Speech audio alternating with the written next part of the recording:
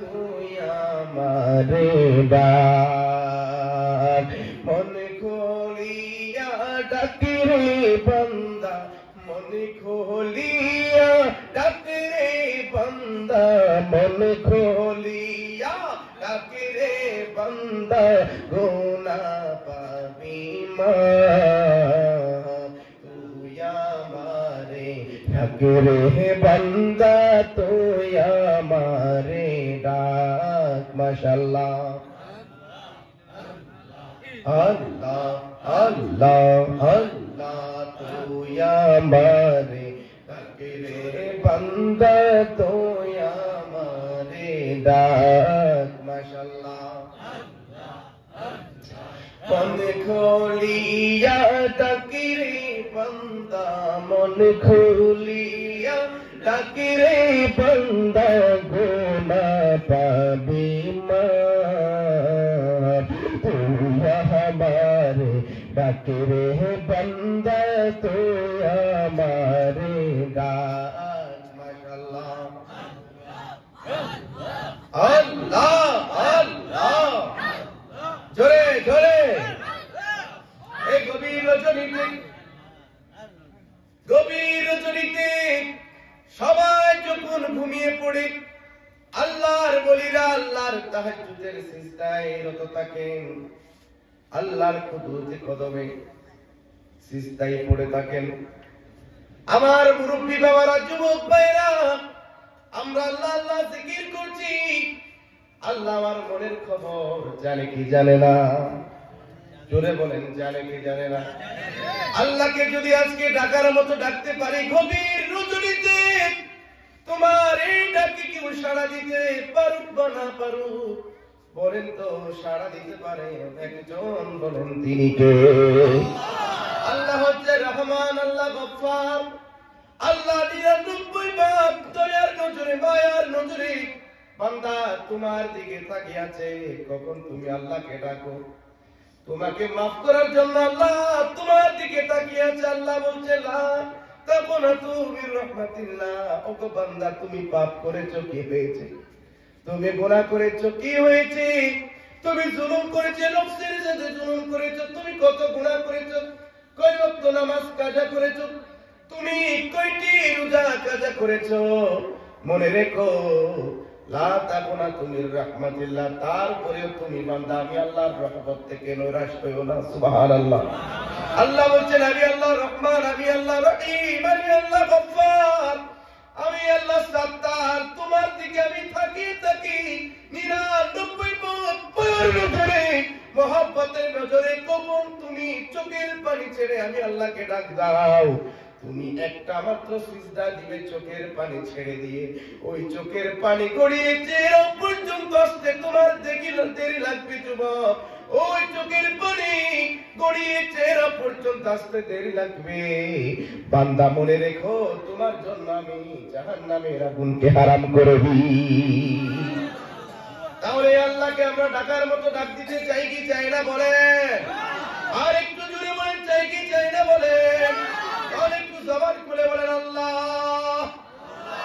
আর একটু জোরে আল্লাহকে ডাক দেন, চোখের পানি অন্তরে মহব্বত নিয়ে আল্লাহ ডাক দেন। এই চোখের পানির মূল্য তোমার কেউ দিতে পারবে না। অন্তরের মহব্বত, চোখের পানির দাম আল্লাহর কাছে বলো কম না বেশি? জোরে বলো, কম না বেশি? তোমার এই চোখের পানির মূল্য কেউ দিতে পারবে না যুবক। এই আমার মুরব্বী বাবা, তোমার চোখের মূল্য, চোখের পানির মূল্য পৃথিবীর মধ্যে কেউ দিতে পারবে না। তোমার অন্তরের মহব্বত, চোখের পানির মূল্য আবারও জোরে করে কম না বেশি? জোরে বলো, কম না বেশি? সেই জন্য একটু মহব্বত নিয়ে আল্লাহর ডাকতেন, আল্লাহ। আর একটু জোরে বলেন আল্লাহ, আর একটু জোরে বলেন আল্লাহ।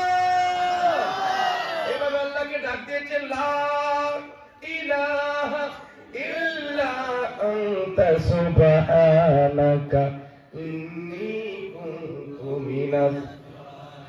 আর একটু আমার সাথে সাথে সকলে পড়েন, দোয়ায়ে ইউনুস বলা হয় এটাকে। এই দোয়ায়ে ইউনুস, এটার মর্মার্থ বুঝেন? হযরতে আল্লাহর নবী ইউনুস আলাইহিস সালাতু ওয়াস সালামকে সাগরের মধ্যে ফেলে দিয়েছেন।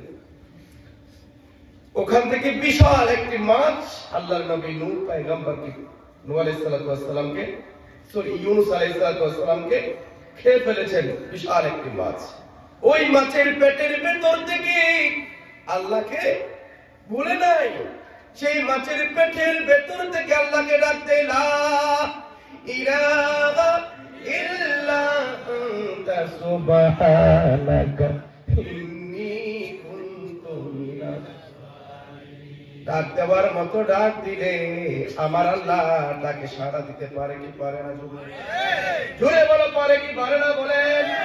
আল্লাহর নবী ইউনূস আলাইহিস সালাম মাছের পেটের ভেতর থেকে সাগরের তলদেশ থেকে আল্লাহকে ডাক দেয়, আল্লাহ মুক্ত করে দিতে দেরি লাগে না। সুবহানাল্লাহ পড়ে। শুধু তাই নয়, নমরুদের দল আল্লাহর নবী ইব্রাহিম আলাইহিস সালামকে অগ্নিকুণ্ডের মধ্যে নিক্ষেপ করেছেন, কিন্তু জানেননি অগ্নিকুণ্ডের তেজ কেমন ছিল, তজল্লি কেমন ছিল জানেন? আগুনের কুণ্ডলীর তেজ যত বেশি ছিল 4 মাইল দূরে পর্যন্ত কেউ থাকতে পারে নাই, এত বেশি তেজ আগুনের, এত বেশি তেজ 4 মাইল দূরে পর্যন্ত কেউ থাকতে পারে নাই। ওই আগুনের কুণ্ডলীর মধ্যে আল্লাহর নবী ইব্রাহিম আলাইহিস সালামকে ফেলে দিয়েছেন। নাউজুবিল্লাহ পড়বেন না? আরেকটু জোরে বলেন নাউজুবিল্লাহ। আগুনের কুণ্ডলীর মধ্যে নিক্ষেপ করেছেন আল্লাহর নবী ইব্রাহিমকে। বলেন তো হায়াতের মালিক কে? আল্লাহ। আরেকটু চিৎকার মেরে বলেন হায়াতের মালিক কে? আমাদেরকে বাঁচানোর মালিক একজন, তিনি কে? মৃত্যুর মালিক একজন, তিনি কে? আল্লাযী খালাকাল মাউতা ওয়াল হায়াত, হায়াত এবং মউতের মালিক, জুড়ে বলেন তিনি কে? আল্লাহ। ইব্রাহিম আলাইহিস সালামকে অগ্নিকুণ্ডের মধ্যে নিক্ষেপ করেছেন। আল্লাহ অর্ডার করে অগ্নিকুণ্ডকে, ইয়া নার, হে আগুন, কুনি বারদাম ওয়া সালামান আলা ইব্রাহিম। হে আগুন, তোমার কর্ম হচ্ছে জ্বালিয়ে পুড়িয়ে ছাই করে ফেলা, জ্বালিয়ে পুড়িয়ে ছাই করে ফেলা। তোমার অনেক তেজ থাকতে পারে, তোমার দায়িত্ব যদি হয় জ্বালিয়ে পুড়িয়ে ছাই করে ফেলা, কিন্তু আমার ইব্রাহিম, আমার খলিল, আমার বন্ধু, এখন আমি আল্লাহর জন্য আগুনে গিয়েছি। বলেন তো কার জন্য? জোরে বলেন কার জন্য? আমি আল্লাহর জন্য আগুনে গিয়েছে। তোমার এখন দায়িত্ব হচ্ছে শীতল হয়ে যাওয়া, ঠান্ডা হয়ে যাওয়া। আল্লাহু আকবার। দেখা যায় 40 দিন পর্যন্ত আল্লাহর নবী ইব্রাহিম সে আগুনের মধ্যে ছিলেন। 40 দিন পর যখন বের হয়ে আসে, 40 দিন পর যখন বের হয়ে আসে, পৃথিবীবাসী দেখলো, নমরুদের দল দেখতে পেলেন আল্লাহর নবী ইব্রাহিম আলাইহিস সালামের গায়ের একটি পশম আগুন করতে পারে না। আল্লাহু আকবার বলবেন না? সেই জন্য যুবক মনে রেখো, তুমি যদি আল্লাহর হয়ে যাও, এই মুরব্বী বাবারা, তুমি যদি আল্লাহর হয়ে যাও, পৃথিবীর সমস্ত শক্তি, সমস্ত অস্ত্র যদি তোমার বিরুদ্ধে চলে যায়, মনে রেখো তোমার চুল পরিমাণ ক্ষতি করার কারো শক্তি নাই, সামর্থ্য নাই। কথা বলেন ঠিক কিনা বলেন? এ যুবক ঠিক কিনা বলো?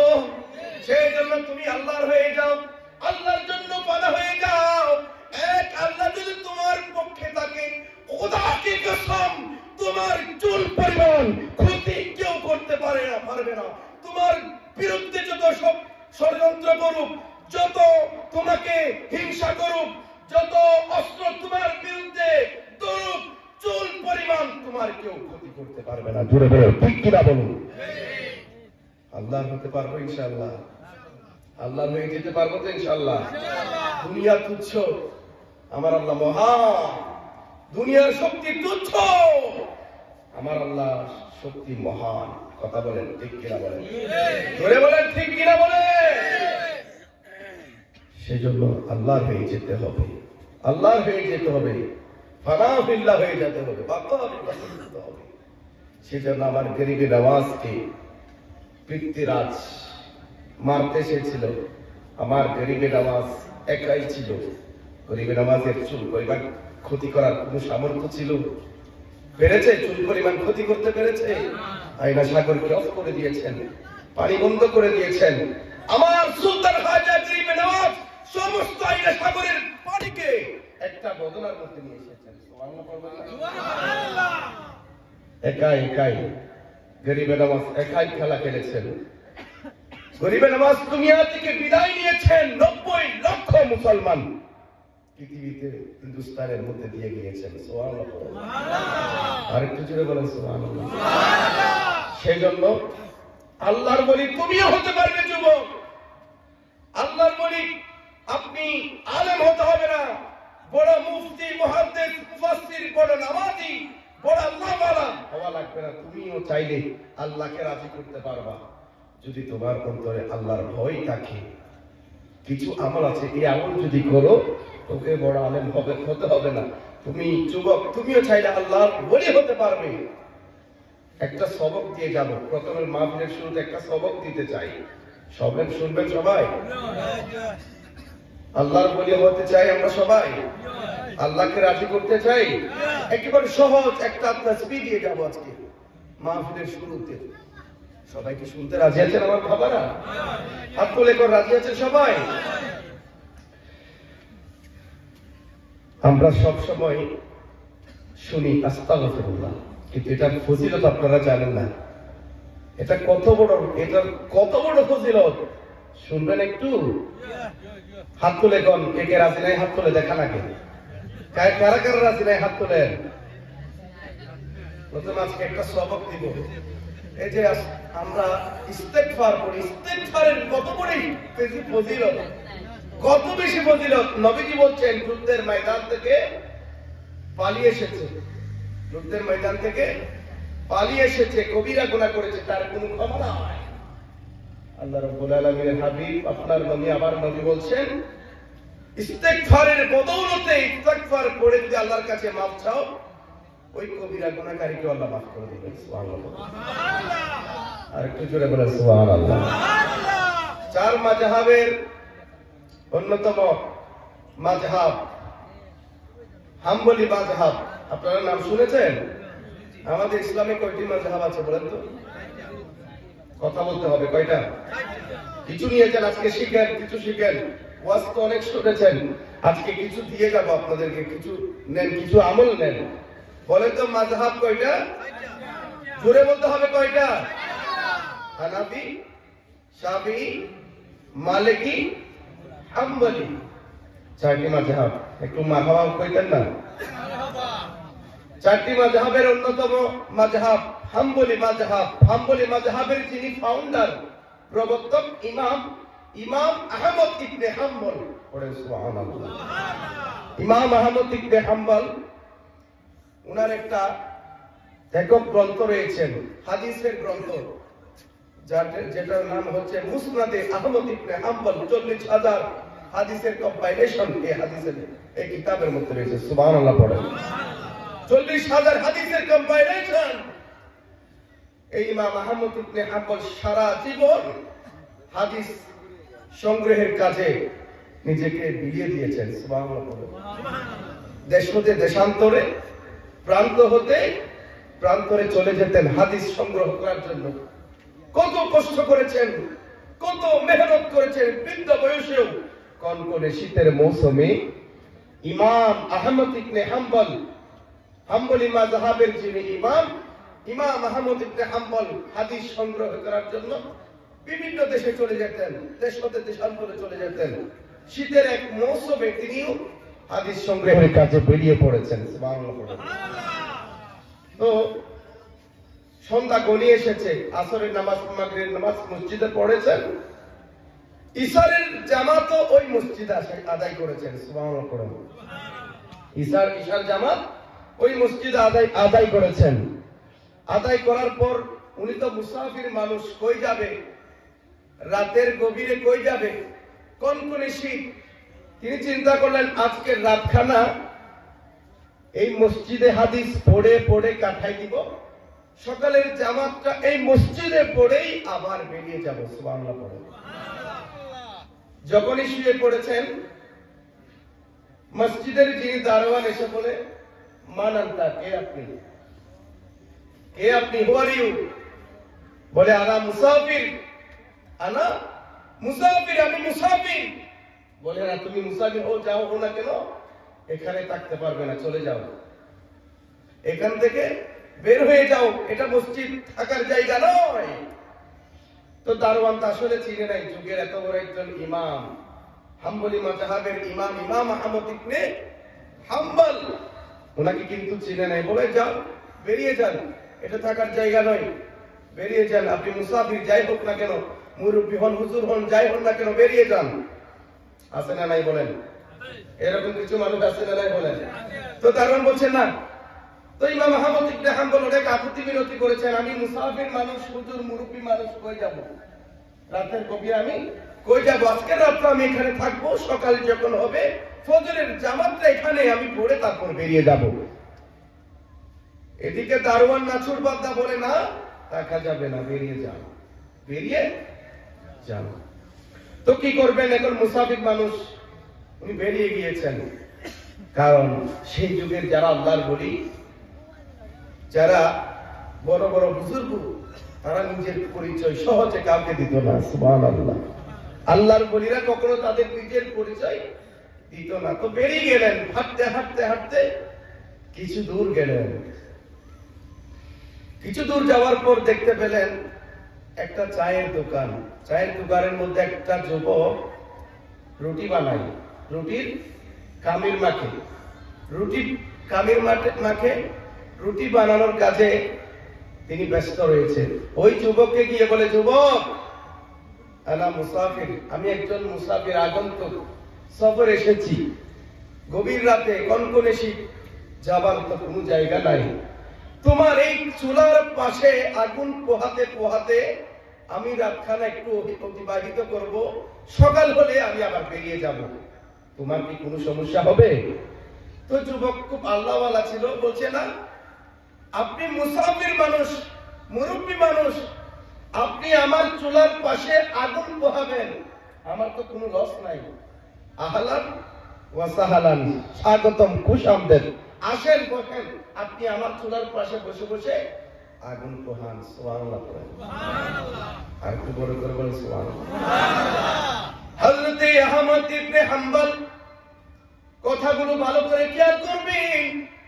আহমদ ইবনে হাম্বল প্রবেশ করলেন দোকানের মধ্যে, চুলার পাশে বসে বসে হাদিস পড়ে পড়ে সময় অতিবাহিত করতে লাগলেন। ওই যুবকের দিকে কি নজর দিলেন, খেয়াল করলেন, যুবক রুটি মাখে, রুটির খামির মাখে, আর মুখে জারি রেখেছেন আস্তাগফিরুল্লাহ, সুবহানাল্লাহ। ইমাম আহমদ ইবনে হাম্বল খেয়াল করলেন, যুবক খামির মাখে পড়ে আস্তাগফিরুল্লাহ, রুটি চুলার মধ্যে মারে পড়ে আস্তাগফিরুল্লাহ, রুটি বিক্রি করে জবানে জারি রেখেছেন আস্তাগফিরুল্লাহ, পড়ে আস্তাগফিরুল্লাহ, আবার রুটি বিক্রি করে পড়ে আস্তাগফিরুল্লাহ, রুটি বিক্রি করে টাকা নেই, পড়ে আস্তাগফিরুল্লাহ, টাকা নিয়ে টাকা বাক্সের মধ্যে রাখে, পড়ে আস্তাগফিরুল্লাহ।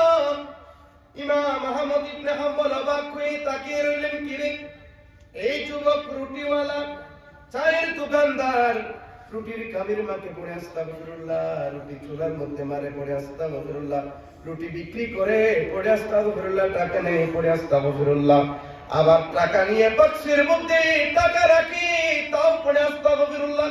কারণ কি? ইমাম আহমদ ইবনে হাম্বলের কৌতূহল জাগলো। জিজ্ঞেস করলেন, যুবক, তোমাকে একটু আমি প্রশ্ন করতে চাই। বলে, আপনি প্রশ্ন করেন, কোনো সমস্যা নাই। বলে, আমি যে যখন থেকে দোকানের মধ্যে প্রবেশ করলাম, তুমি খামির মাখো, পড়ো আস্তাগফিরুল্লাহ, রুটি বিক্রি করো, পড়ো আস্তাগফিরুল্লাহ, টাকা নাও, পড়ো আস্তাগফিরুল্লাহ, ঘটনা কি? তুমি সব সময় কেন আস্তাগফিরুল্লাহ পড়ো? যুবক চোখের পানি ছেড়ে দিয়ে বলে, এই ইস্তেগফার পড়ার কারণে সব সময় আমার মুখে এই ইস্তেগফার জারি রাখার কারণে আল্লাহ রাব্বুল আলামিন আমাকে মুস্তাজাব দাওয়া বানিয়ে দিয়েছে। আল্লাহ আমাকে মুস্তাজাব দাওয়া বানিয়ে দিয়েছেন ইস্তেগফারের বদৌলতে। মুস্তাজাব দাওয়া মানে বুঝেন? হাত তুলবেন, কবুল করে নেবেন কে? জোরে বলুন, হাত তুলবেন, শুধু কবুল করে নেবেন কে? আল্লাহ। সমস্ত নবী রাসূল পয়গম্বর মুস্তাজাব দাওয়া ছিলেন, অর্থাৎ হাত তুলবে আল্লাহর কাছে যা চাইবে তাই পেয়ে যাবে। সুবহানাল্লাহ পড়েন। তো ইমাম আহমদ ইবনে হাম্বল অবাক হয়ে গেলেন, তুমি রুটিওয়ালা, চায়ের দোকানদার, তুমি মুস্তাজাবুদ দাওয়া, আনতা মুস্তাজাবুদ দাওয়া? বলে হ্যাঁ, আমি মুস্তাজাবুদ দাওয়া। এই জীবনে আমি আল্লাহর কাছে যা যা চেয়েছি আল্লাহ আমারে সব দিয়েছে, আল্লাহ আমাকে সব দিয়েছে। এখন আপনাদের প্রশ্ন হতে পারে, হুজুর ওই যুবককে যদি আল্লাহ সব দেয়, সেই দোকানের চায়ের দোকানদার করার দরকার কি? ঠিক কিনা? কথা বলেন ঠিক কিনা? মনে রাখবে, যারা আল্লাহ ওয়ালা তারা দুনিয়া চায় না, তারা দুনিয়া চায় না, তারা দুনিয়া বিমুখ হয়ে যায়। তারা ছোট্ট একটা রিজিক চায়, শুধুমাত্র পরিবার নিজে বেঁচে থাকার জন্য, হালাল ইনকামের মাধ্যমে। কথা বলেন ঠিক কিনা বলেন? সেজন্য তারা দুনিয়া চায় না। ওই মুস্তাজাবুদ দাওয়া যুবক যদি আল্লাহর কাছে দুনিয়ার সমস্ত ধন চাইতো, বলেন তো আল্লাহ দিত কি দিত না? বলেন ধরে বলেন, দিত কি দিত না? কিন্তু দুনিয়া, যারা আল্লাহ ওয়ালা আল্লাহর বলি, তারা দুনিয়া চায় না। তো যুবক চোখের পানি ছেড়ে দিয়ে বলে, ওগো মুসাফির, এই জীবনে আমি আল্লাহর কাছে যা যা চেয়েছি আল্লাহ আমার সব দোয়া কবুল করে নিয়েছে, শুধুমাত্র একটি দোয়া ছাড়া আল্লাহ আমার সব দোয়া কবুল করে নিয়েছে। ইমাম আহমদ ইবনে হাম্বল বলছেন, তোমার সব দোয়া আল্লাহ কবুল করে নিল, একটি দোয়া কবুল করে নাই, সেটা কি দোয়া? যুবক বলে, চোখের পানি ছেড়ে দিয়ে বলে, ওগো মুসাফির, শুনেছিলাম এই যুগের বড় ইমাম, এই যুগের ইমাম, হাম্বলি মাযহাবের ইমাম, হাদিসের বড় ইমাম, মুহাদ্দিসুদ দাহর ইমাম আহমদ ইবনে হাম্বলের নাম কানে শুনেছিলাম, কিন্তু এখনো কখনো দেখি নাই। তাকে যদি একবার দেখা পাইতাম, তার যদি একবার সাক্ষাৎ পাইতাম, তার কপালে একটু চুমো খাইতাম, তার সাথে মুসাফাহা করতাম, তার কলিজার সাথে কলিজাকে লাগাই কলিজাকে আমি শীতল করে নিতাম।